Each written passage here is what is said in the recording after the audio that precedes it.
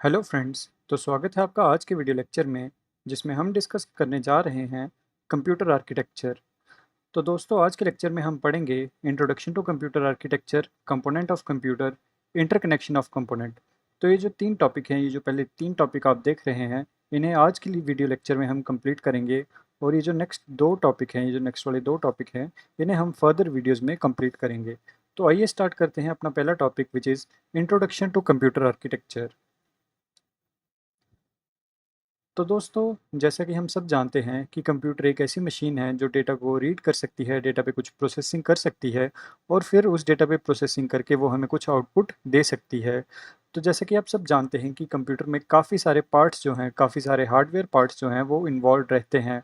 जैसा कि हमने प्रीवियस वीडियोज़ में देखा कि कंप्यूटर में हमारे पास एक प्रोसेसर रहता है, एक प्रोसेसर रहता है, देन हमारे पास एक हार्ड डिस्क रहती है, देन हमारे पास एक रैम रहती है। तो ये आ गई हमारे पास हार्ड डिस्क ड्राइव और देन हमारे पास आ गई रैम। तो कंप्यूटर आर्किटेक्चर कहने का मतलब ये है कि कंप्यूटर आर्किटेक्चर हम उसे कहते हैं, एक टेक्निक का नाम है कंप्यूटर आर्किटेक्चर। तो कंप्यूटर आर्किटेक्चर कहने का मतलब ये हुआ कि कंप्यूटर में जो पार्ट्स हैं वो किस तरह से ऑर्गेनाइज्ड हैं, या किस तरह से पार्ट्स एक दूसरे के साथ कनेक्टेड हैं, या किस तरह से कंप्यूटर के पार्ट्स जो हैं वो एक दूसरे के साथ कम्युनिकेट कर रहे हैं। मान लो ये हमारी हार्ड डिस्क ड्राइव है, ये रैम है और ये हमारा प्रोसेसर है। तो कैसे हमारा प्रोसेसर जो है वो रैम के साथ कनेक्टेड है, और कैसे जो हमारी रैम है वो हार्ड डिस्क के साथ कनेक्टेड है। तो ये सारे के सारे जो कनेक्शंस हैं, इन सारे के सारे कनेक्शंस की अरेंजमेंट कि कौन सा पार्ट किस दूसरे पार्ट के साथ कनेक्ट होगा, इस चीज़ को हम या इस ऑर्गेनाइजेशन को हम कहते हैं कंप्यूटर आर्किटेक्चर। जैसे हम अपना घर बनाते हैं तो घर में हम सबसे पहले आर्किटेक्ट को बुलाते हैं और उसे कहते हैं कि किस किस कमरे की लोकेशन क्या क्या होनी चाहिए और किस कमरे से कौन सा दूसरा कमरा जो है वो एक्सेसिबल होगा, या कौन से डोर्स उस कमरे में लगेंगे। उसी तरह कंप्यूटर का भी एक आर्किटेक्चर होता है कि कंप्यूटर के जो डिफरेंट डिफरेंट हार्डवेयर पार्ट्स हैं वो किस तरह से एक दूसरे के साथ कनेक्ट होंगे। और दोस्तों, सिर्फ हार्डवेयर ही नहीं, कंप्यूटर के सॉफ्टवेयर वाले पार्ट जो हैं, कंप्यूटर के सॉफ्टवेयर वाले पार्ट जो हैं वो किस तरह से हार्डवेयर के साथ इंटरेक्ट करेंगे, वो किस तरह से रैम के साथ या हार्ड डिस्क के साथ या प्रोसेसर के साथ जो है वो इंटरेक्ट करेंगे। ये सारी की सारी जो इन्फॉर्मेशन है, या जो ये जो सारा का सारा ये जो मैप है या ब्लूप्रिंट है, इस चीज़ को हम कहते हैं कंप्यूटर ऑर्गेनाइजेशन या कंप्यूटर आर्किटेक्चर। तो फ्रेंड्स, अब हम यहाँ पे देखते हैं, ये हमारा जो एक डायग्राम बताया गया है हमें यहाँ पे, this is a basic computer system architecture. तो यहाँ पे हमें ये जो सबसे पहला जो रेक्टेंगुलर बॉक्स दिख रहा है, ये वाला रेक्टेंगुलर बॉक्स, तो इस वाले रेक्टेंगुलर बॉक्स को हम कह देते हैं, जैसे यहाँ पे लिखा भी हुआ है, सीपीयू। तो ये हमारा पूरा का पूरा पार्ट जो है इसे कह देंगे हम प्रोसेसर या सीपीयू। तो ये हमारा रेक्टेंगुलर पार्ट हो गया हमारा प्रोसेसर या सीपीयू। देन हमारे पास एक यूनिट आती है जिसे हम कहते हैं input unit. Then there is something known as output unit. तो ये इनपुट यूनिट और आउटपुट यूनिट हमारे इनपुट और आउटपुट डिवाइसेस ही होते हैं। फॉर एग्जांपल, हमारा एक इनपुट डिवाइस है जैसे कीबोर्ड, एक हमारी इनपुट यूनिट है या इनपुट डिवाइस है। वैसे ही हमारा आउटपुट यूनिट या आउटपुट डिवाइस एक प्रिंटर हो सकता है, एक प्रिंटर हो सकता है, या फिर एक हमारी स्क्रीन भी हो सकती है। तो फ्रेंड्स, सबसे पहले आ गया हमारा प्रोसेसर, देन हमने देखा हमारा input part that is input unit which can be a keyboard. Then हमारे पास आ गई हमारी output unit which can be a printer और अ स्क्रीन। देन हमारे पास दोस्तों एक ये जो की पार्ट आता है, जो सबसे इम्पॉर्टेंट पार्ट है हमारे किसी भी कंप्यूटर सिस्टम में, इसे हम कह देते हैं रैम। तो ये जो हमारा पार्ट है ये है हमारा रैम। और देन हमारा रैम के साथ जो है वो हमारा सीपीयू भी कनेक्टेड रहता है, जैसे आप एरोज़ देख सकते हैं। तो हमारी रैम के साथ जो है वो हमारा सीपीयू भी कनेक्टेड रह सकता है, और ये जो कम्युनिकेशन होती है रैम और सीपीयू के बीच में, ये टू वे कम्युनिकेशन है। जैसे यहाँ पे ये एरो डाउनवर्ड्स को दिखाया गया है, वहीं दूसरी तरफ ये जो एरो है ये अपवर्ड को भी दिखाया गया है। तो ये दर्शाता है कि जो हमारी सीपीयू और रैम के बीच में कम्युनिकेशन है वो टू वे कम्युनिकेशन है।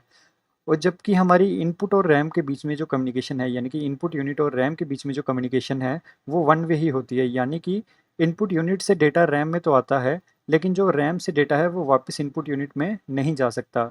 वैसे ही हमारी रैम टू आउटपुट यूनिट में जो कम्युनिकेशन है वो भी वन वे है। यानी कि जो डेटा है वो रैम से हमारा आउटपुट यूनिट में जा सकता है, लेकिन आउटपुट यूनिट से हमारा डेटा जो है वो वापस रैम में नहीं आ सकता। वैसे ही हमारी जो आगे एक और यूनिट आती है, इसे हम कहते हैं स्टोरेज यूनिट। तो स्टोरेज यूनिट हमारी वो वाली यूनिट है जहाँ पे हमारा जो डेटा है वो सारा का सारा स्टोर रहता है। तो अगर हम इसकी एग्जांपल लेके बात करें तो हमारी स्टोरेज यूनिट एक हार्ड डिस्क ड्राइव हो सकती है। तो हार्ड डिस्क ड्राइव हमारा एक वो वाला डिवाइस होता है जिसपे हमारा कंप्यूटर का सारा डेटा जो है वो एक बार प्रोसेस होने के बाद में स्टोर रहता है। यानी कि एक बार जब प्रोसेसिंग कंप्लीट हो जाए तो वो हमारा सारा का सारा डेटा जो है वो हम हार्ड डिस्क ड्राइव में स्टोर जो है वो कर सकते हैं। तो आइए फ्रेंड्स हम यहाँ पे देखते हैं कि हमारे कंप्यूटर की बेसिक ऑर्गेनाइजेशन काम कैसे करती है। तो सपोज करते हैं आपने कीबोर्ड से कुछ नंबर एंटर किए जैसे 1 और 2 और एक आपने ऑपरेटर एंटर किया प्लस। तो जैसे ही आपने कीबोर्ड से डेटा एंटर किया तो ये डेटा कीबोर्ड यूनिट से ये डेटा कीबोर्ड यूनिट से उठ के हमारा रैम में आ जाएगा। तो रैम में हमारा आ गया 1 2 और प्लस। अब ये जो 1 2 और प्लस है ना, ये रैम में तब तक रिसाइड करेगा जब तक इस पे कोई प्रोसेसिंग अप्लाई नहीं हो गई या फिर जब तक इस पे कोई प्रोसेसिंग जो है वो कंप्लीट नहीं हो गई। अब ये जो 1 2 और प्लस डेटा है ये उठ के हमारा जाएगा कहाँ पे, ये उठ के हमारा जाएगा प्रोसेसर में। तो प्रोसेसर में जाने के बाद में प्रोसेसर इस पे एक प्रोसेसिंग अप्लाई करेगा। फॉर एग्जांपल प्रोसेसर ने प्रोसेसिंग अप्लाई की 1 + 2 और हमें जो है वो रिजल्ट दिया 3। यानी कि यहाँ से हमारा इस अपवर्ड एरो में जब हमने देखा तो इस अपवर्ड एरो से हमारा जो डेटा जो था वो रैम से सीपीयू में गया और डाउनवर्ड डायरेक्शन में जो एरो है ये एरो हमें दिखाता है कि जब हमारी डेटा पे प्रोसेसिंग कंप्लीट हो गई, यानी कि जैसे ही यहाँ पे हमने एडिशन की थी, जो हमारी प्रोसेसिंग थी वो यहाँ पे एडिशन कर रही थी। तो जैसे ही एडिशन हुई तो वो जो डेटा जो था वो प्रोसेसिंग यूनिट से यानी कि प्रोसेसर से वापस कहाँ पे आ गया, वो डेटा हमारा वापस से रैम में आ गया। तो ये हमारा जो डेटा जो था ये रैम में वापस आ गया। अब ये जो हमारा डेटा प्रोसेसिंग होने के बाद में आया है, इस डेटा को हम किसी आउटपुट यूनिट या किसी आउटपुट डिवाइस पे डिस्प्ले करवा सकते हैं। फॉर एग्जांपल इस डेटा को आप कहीं प्रिंटर पे प्रिंट कर सकते हैं या किसी स्क्रीन पे आप इसको शो करवा सकते हैं। अगर आपको ऐसा नहीं करना तो ये जो आपका डेटा प्रोसेस होने के बाद में आया है, आप इस डेटा को किसी स्टोरेज डिवाइस में स्टोर भी करवा सकते हो। तो ये डाउनवर्ड डायरेक्शन में ये जो एरो डिपिक्ट कर रहा है, ये डिपिक्ट कर रहा है कि जो हमारा 3 जो डेटा प्रोसेस होने के बाद में रैम में आया, अब हम इस डेटा को रैम से अपनी स्टोरेज यूनिट में ट्रांसफ़र कर सकते हैं। और एक बार स्टोरेज यूनिट में हमारा डेटा आ गया, तो उसको हम किसी भी टाइम पे, किसी भी पॉइंट ऑफ टाइम पे जब हमें उस डेटा की ज़रूरत है, उस डेटा को हम वापस से स्टोरेज में से उठाकर रैम में ला सकते हैं और उस पे फिर नेक्स्ट टाइम हम कोई भी ऑपरेशन परफॉर्म कर सकते हैं। तो ये था हमारा पूरा का पूरा सर्कल जिसमें हमने समझा कि कैसे डेटा इनपुट से रैम में आता है, फिर रैम से डेटा उठकर सीपीयू में जाता है, जहाँ पे सीपीयू में प्रोसेसिंग कंप्लीट होने के बाद में हमारा जो डेटा है वो वापस रैम में ही आ जाता है। और फिर वो रैम से डेटा जो है वो हमारा किसी आउटपुट डिवाइस में भी जा सकता है या वो डेटा फिर हमारे किसी स्टोरेज डिवाइस में भी जा सकता है। अब एक बार स्टोरेज डिवाइस में हमारा डेटा गया तो उस डेटा को हम वापस से उठाकर रैम में भी ला सकते हैं जब हमें उस डेटा की कभी फर्दर हमें प्रोसेसिंग करनी होगी। तो फ्रेंड्स जैसा कि हमने अभी डिस्कस किया कंप्यूटर आर्किटेक्चर के बारे में, तो अब आप ये जो पार्ट यहाँ पे सीपीयू वाला या प्रोसेसर वाला जो पार्ट आप देख रहे हैं, इसमें आप ये 3 कंपोनेंट देखेंगे। सबसे पहला control unit, then there is arithmetical logical unit and then there is something known as register. तो हम नेक्स्ट स्लाइड में इन तीनों पार्ट्स को डिटेल में डिस्कस करेंगे कि इन तीनों पार्ट्स के क्या-क्या पर्पज़ हैं हमारे कंप्यूटर सिस्टम में। तो फ्रेंड्स हम आ गए हैं अपनी नेक्स्ट स्लाइड पे और इस स्लाइड में हम डिस्कस करेंगे वेरियस कंपोनेंट्स ऑफ कंप्यूटर। तो हमारे पास कंप्यूटर में 3 मेन कंपोनेंट्स होते हैं या 3 मेन यूनिट्स होती हैं। सबसे पहले हमारे पास जो यूनिट होती है वो होती है इनपुट आउटपुट यूनिट, जिसे हम आईओ यूनिट भी कहते हैं। Then there is something known as central processing unit. तो सेंट्रल प्रोसेसिंग यूनिट को हम प्रोसेसर भी बोलते हैं। इसे हम प्रोसेसर या हम इसे सीपीयू भी बोल देते हैं। जो हमारे पास नेक्स्ट यूनिट आती है वो है हमारी मेमोरी यूनिट और मेमोरी यूनिट को हम रैम भी बोल देते हैं और रैम का मतलब होता है रैंडम एक्सेस मेमोरी। तो ये थी हमारे पास 3 यूनिट, जो मेन 3 यूनिट्स होती हैं हमारे किसी भी कंप्यूटर में। जैसे कि हमने प्रीवियस स्लाइड में भी देखा था, जैसे कि आप यहाँ पे देख सकते हैं कि हमारे पास एक इनपुट यूनिट है, एक आउटपुट यूनिट है, देन देयर इज़ रैम जिसे हम मेमोरी यूनिट बोलते हैं, then there is a CPU. तो ये जो हमारी स्टोरेज यूनिट है इसे भी हम एक यूनिट कंसीडर कर सकते हैं, लेकिन स्टोरेज यूनिट जो है वो कंपलसरी नहीं होती, क्योंकि हमारा जो काम है वो बिना स्टोरेज यूनिट के भी, कंप्यूटर जो है वो बिना स्टोरेज यूनिट के भी ऑपरेट कर सकता है। अगर हमारा जो डेटा है या वो जितना भी ऑपरेटिंग सिस्टम है कंप्यूटर का, अगर वो सारा का सारा हमारा रैम में लोडेड है, तो हमें स्टोरेज यूनिट की ज़रूरत हमेशा नहीं पड़ती। इसीलिए इस स्टोरेज यूनिट को हमने नेक्स्ट स्लाइड पे कंसीडर नहीं किया है। तो यहाँ पे हम अब डिस्कस करेंगे इनपुट आउटपुट यूनिट। तो फ्रेंड्स आपने डिस्कस कर ही लिया कि इनपुट यूनिट जैसे हमारी हो गई keyboard, mouse etcetera. Then there is output unit जैसे कि हमारी स्क्रीन या प्रिंटर। तो इनपुट आउटपुट यूनिट्स तो बहुत ही ईजी हैं। जो हमारी कॉम्प्लिकेटेड यूनिट है जिसे हमें समझना है या जिसे हमें समझने की ज़रूरत है, वो हमारी है सेंट्रल प्रोसेसिंग यूनिट। तो फ्रेंड ये है हमारी सेंट्रल प्रोसेसिंग यूनिट। और सेंट्रल प्रोसेसिंग यूनिट में हमारे पास 3 पार्ट्स होते हैं। सबसे पहला होता है हमारा control unit, then there is arithmetical logical unit, and then there is something known as registers. तो फ्रेंड्स हमारे पास जो सबसे पहली यूनिट आती है वो है हमारी कंट्रोल यूनिट। तो कंट्रोल यूनिट का काम क्या होता है? वेल फ्रेंड्स, कंट्रोल यूनिट का काम होता है हमारे प्रोसेसर में या हमारे कंप्यूटर सिस्टम में जो डेटा है उसके फ़्लो को मेंटेन करना। तो डेटा के फ़्लो को मेंटेन करना ही हमारी कंट्रोल यूनिट का काम होता है। तो फ्रेंड्स, डेटा के फ़्लो को मेंटेन करने का मतलब क्या हुआ? वेल, डेटा के फ़्लो को मेंटेन करने का मतलब ये हुआ कि हमारा जो कंप्यूटर है उसमें वेरियस डिवाइसेस से जो है वो डेटा आ सकता है, या वेरियस डिवाइसेस में जो डेटा है वो जा सकता है। फॉर एग्जांपल, अगर मैं यहाँ पे एक डिवाइस D1 कंसीडर करूँ और एक डिवाइस यहाँ पे D2 कंसीडर करूँ, तो ये जो हमारे 2 डिवाइसेस हैं, इनसे हम 2 वे में कम्युनिकेट कर सकते हैं। यानी कि इनसे डेटा हमारा प्रोसेस सबसे पहले रैम में आ सकता है, और फिर रैम से हमारा ये डेटा प्रोसेसर में आ सकता है। तो ये डेटा किस टाइम पे कौन से डिवाइस से डेटा आएगा, वो सारी की सारी मैनेजमेंट जो है वो हमारा कंट्रोल यूनिट करता है। क्योंकि हमारे कंप्यूटर के साथ 10 या 20 डिवाइसेस अगर इस तरह के कनेक्टेड हैं, तो उनके बीच में कोऑर्डिनेशन करना या उनके डेटा के फ़्लो के बीच में कोऑर्डिनेशन करना जो है वो बड़ा इंपॉर्टेंट हो जाता है।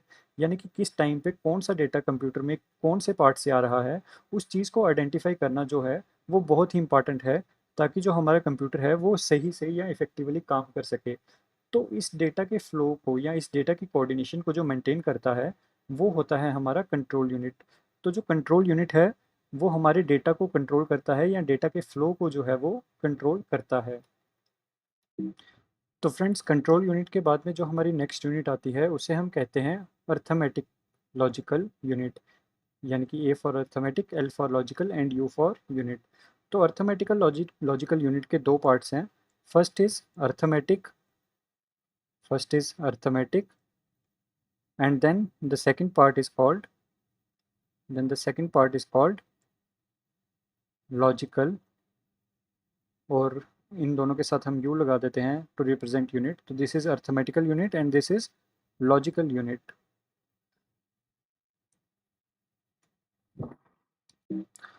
तो फ्रेंड्स, हमारी जो अर्थमेटिक यूनिट है और जो हमारी लॉजिकल यूनिट है, इनको यूज़ करके हम 2 तरह के ऑपरेशन परफॉर्म कर सकते हैं।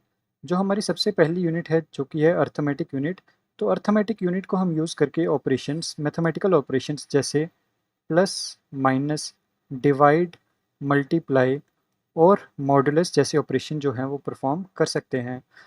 तो प्लस, माइनस, डिवाइड, मल्टीप्लाई तो आप सभी को पता ही होगा। वेल, ये जो मॉडुलस ऑपरेशन है इसे हम कहते हैं रिमाइंडर ऑपरेशन। फॉर एग्जांपल, अगर आप लिखते हैं ऐसे 4 मॉड 2, तो ये आपको देगा, ऐसे हम इसको कैलकुलेट करेंगे, हम 4 को अंदर रखेंगे और इसको 2 के साथ डिवाइड करेंगे। सो 2 2s आर 4, और हमारे पास जो रिमाइंडर आएगा 0, वही इस पूरी इक्वेशन का आंसर होगा। यानी कि 4 मॉड 2 होगा हमारा 0, जो कि है हमारा रिमाइंडर। तो हमारे पास अर्थमेटिक ऑपरेशन जो हैं वो इन तरह के होते हैं, वो ये 5 तरह के होते हैं। सबसे पहला होता है हमारा addition, then there is subtraction, then division, then multiplication and then there is modulus operation.